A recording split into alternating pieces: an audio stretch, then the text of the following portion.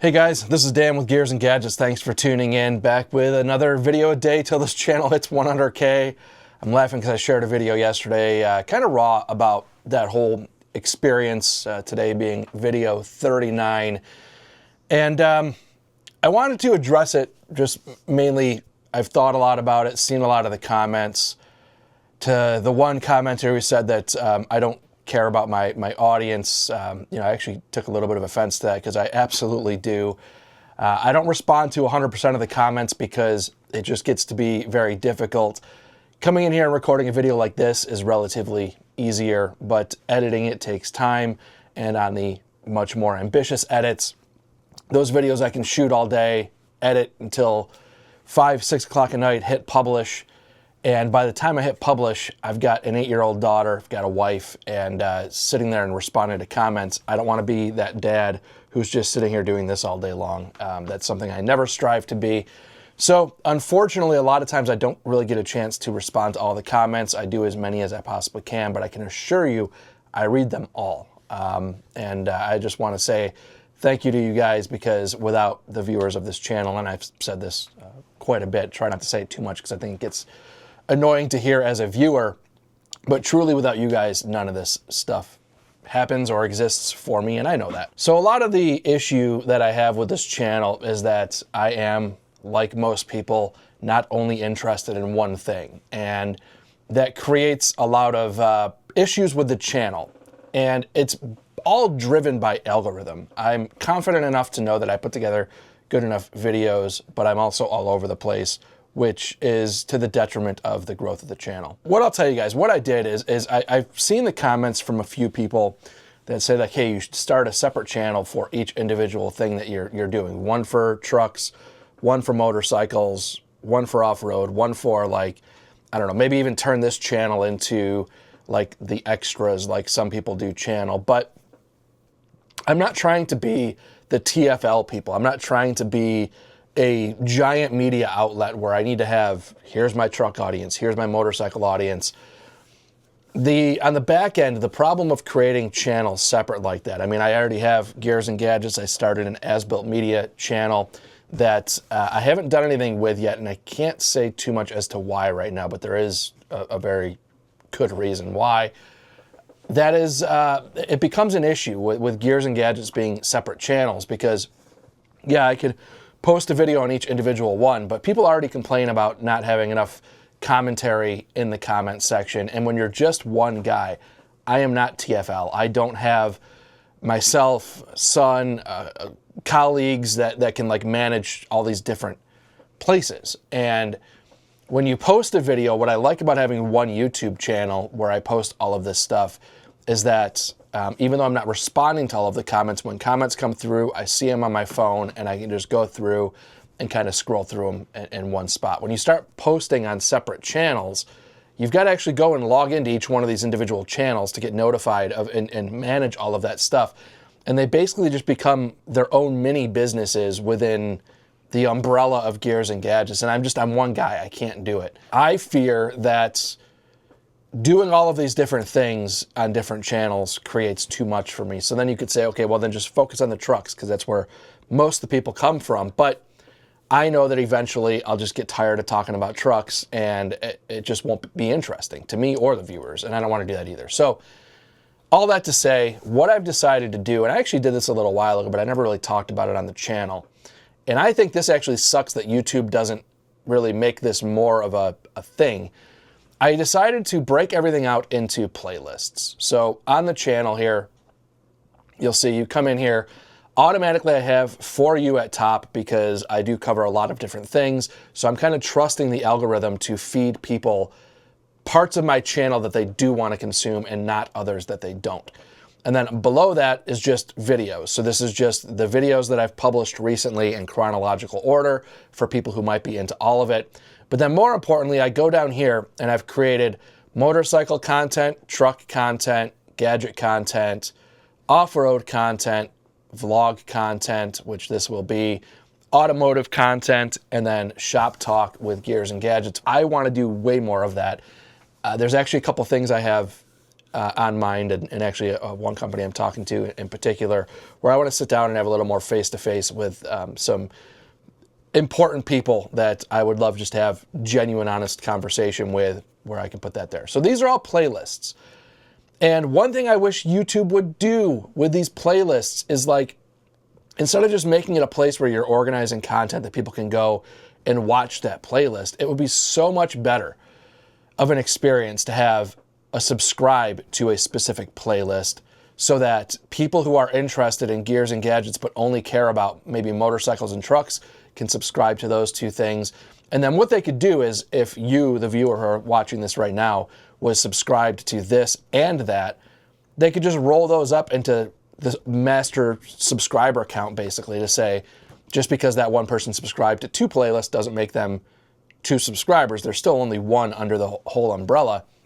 And honestly, they could do this in a way where if you had subscribed to my channel when you were watching a motorcycle video, they could just automatically make you a subscriber to that sub-channel, basically, of that channel. And I think it should be done that way. I'm just going to keep running it that way, because for me, that's the best way to, like, organize all of this content. Now, I came in here, and I have no problem showing this. I've actually showed this previously. This is lifetime of the channel since December 8th of 2015 is the first date that I posted content on this channel. And from the first, like, I don't know, 3, 4, 5, maybe even years, it was really sporadic. I had no clue what I was doing or what I wanted to do. So to say that I've been doing it for 10 years is a little disingenuous, because it was like in spurts. You know, the funny thing is, I came in here and I love showing this that I made over the course, you know, of 10 years. This video was published back September 14th of 2016, so it's been out there for a while. But not many people who aren't in the OF space can claim that they've made $17,585 off their bed. It blows my mind. And that really kind of taught me early on that, like, you can post a video and the advertising rate for beds on the internet, beds have giant markup. That's why the commercials are all over your local TV, mattress companies galore. I made a boatload of money on that. It's a terrible, terrible time-lapse video of me assembling my Sleep Number bed. And then I also came back around in 2021 and was like, I wonder, this 6-year later video was like, is there more money to make out of this deal? So I came back later and made another video about my Sleep Number bed and made $6,295. Now that's all pre-tax, and it is what it is. But I can tell you, I didn't pay $23,880 for that bed, which is just crazy. Some of these other videos, you look and say, like, okay, tonneau cover, $13,000 on that video since 2021. So to some of these commenters I also saw in, like, my Cletus videos that called me, like, a clout chasing nobody, I'm pretty comfortable on how well some of these videos have performed monetarily wise. And I'm not here just because of the money. I mean, I genuinely enjoy making money off of these things, and I find it to be, like, almost comical which one of these performs as well as others, and which ones don't, actually. It's really surprising.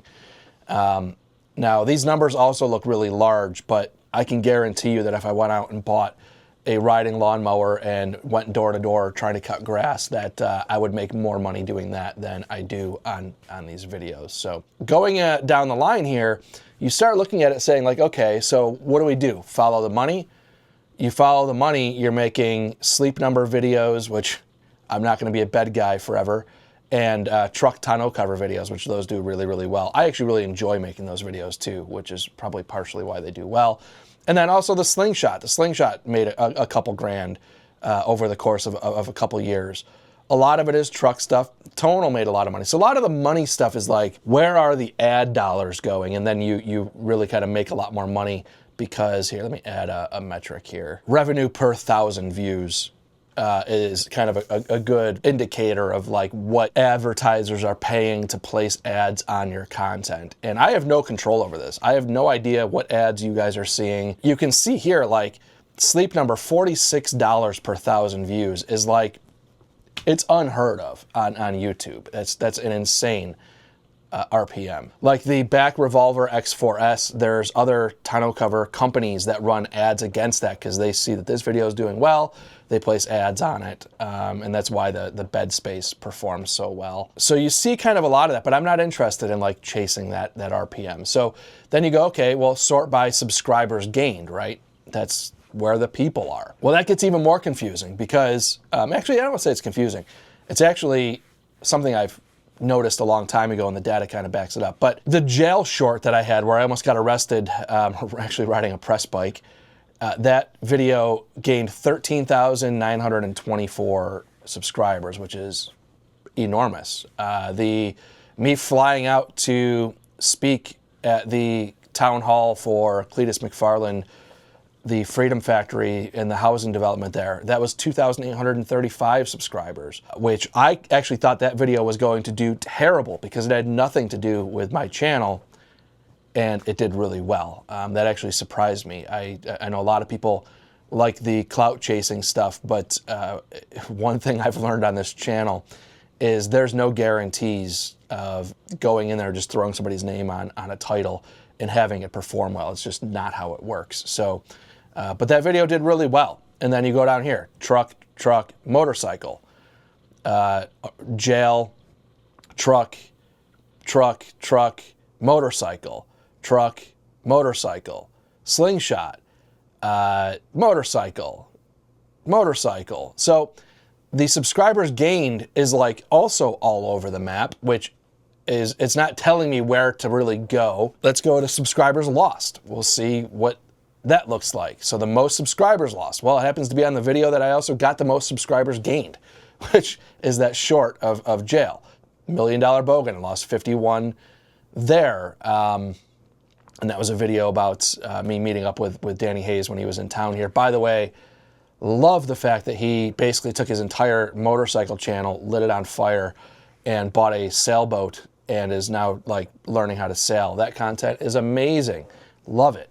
So you can see like I'm gaining subscribers everywhere. I'm losing not really a ton anywhere aside from that short, which I don't even begin to pretend to know what to do with shorts. So it's really, really hard to drill this down. I'm doing the best that I can. And it just kind of leads me back to all roads say, just stick with gears and gadgets. Now, I may eventually start tinkering with the idea of like creating multiple channels if YouTube never gets to the point of making it where you can have like sub channels on your main channel, which I wish they would do for other creators also, like Blockhead, huge in the motorcycle space. A lot of you guys will know who he is. He also created a channel called John Block, which is him with his cars and doing a little more like wrenching on vehicles in his garage. And I remember like being annoyed when I saw that channel pop up in my feed and like many videos had gone by and I never even knew it existed. And I know like a lot of my channels that I follow, I don't want to like find out 6 months later that this person had this other channel that the algorithm never showed me. And having a way to be a little closer to that, I think would be ideal. Cletus McFarland is another example. Like I know it would be great for a lot of people to probably parse out his racing, his home builds, and maybe some of the personal stuff. Demolition Ranch, you had Demolition Ranch, and then you had Off the Ranch, and then you had all these other channels, and you would lose content because you didn't know they even had another channel. And I just wish that it was an easier way to basically say, like, I am this creator, I have this main focus, but then I have these other sub-channels. It would be a much better experience for, I think, everybody.